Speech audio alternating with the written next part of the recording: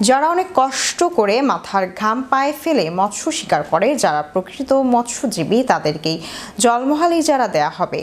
চলতি বছর কোনো মধ্যস্থ ভোগীদের জলমহাল ইজারা দেয়া হবে না বলে আশ্বাস দিয়েছেন ভূমিমন্ত্রী মোহাম্মদ মিজানুর রহমান মিনু। শনিবার দুপুরে সুনামগঞ্জ জেলা শিল্পকলা একাডেমিতে সরকারি জলমহাল আইন 2026-এর খসড়া চূড়ান্তকরণ শীর্ষ কর্মশালায় প্রধান অতিথির বক্তব্যে তিনি এই আশ্বাস প্রদান করেন। তিনি আরও বলেন, অনেক সময় দেখা যায় প্রকৃত মৎস্যজীবীদের বঞ্চিত করে প্রভাবশালী সিন্ডিকেট মহলের কাছে জলমহাল ইজারা দেওয়া হয়। এসব অনিয়ম আর সহ্য করা হবে না। যারা প্রকৃত মৎস্যজীবী এখন থেকে তারাই জলমহাল ইজারা পাবে।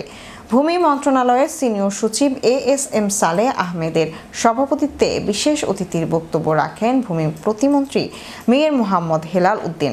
সুনামগঞ্জ 5 আসনের সংসদ সদস্য কলিমউদ্দিন আহমদ মিলন, সুনামগঞ্জ 1 আসনের সংসদ সদস্য কামরুজ্জামান কামরুল, সুনামগঞ্জ 3 আসনের সংসদ সদস্য M কায়সার আহমেদ, সুনামগঞ্জ 4 আসনের সংসদ সদস্য অ্যাডভোকেট নুরুল ইসলাম নুরুল, সুনামগঞ্জ জেলা প্রশাসক ডাক্তার মোহাম্মদ ইলিয়াস মিয়া প্রমুখ। যারা অনেক কষ্ট করে মাথার ঘাম পায়ে ফেলে, যারা মৎস্য শিকার করে, জলাভূমি যাদের 14 পুরুষ আগে তাদের ছিল, কিন্তু পরবর্তীতে বিভিন্নভাবে আমরা দেখি যে এগুলো একটা মধ্যস্বত্ব ভূমি সুবিধাবাদী এবং যারা এই পেশার সঙ্গে রয়ে তাদের মাধ্যমে তারা নিষ্পেষিত শোষিত হচ্ছে।